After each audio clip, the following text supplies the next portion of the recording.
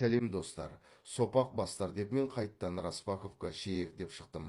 Кеше Қытайдың Пиндодо сайтынан құдадай күткен товарларымызды алып мәзбіз. Барлық товарымыз көңілден шықты, но кейбіреулері размермен дәл шықпады, бағалап кетіңіздер.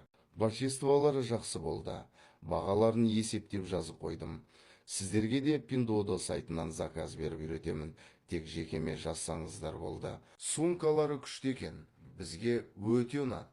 Қайын апамның алған сумкасы еді.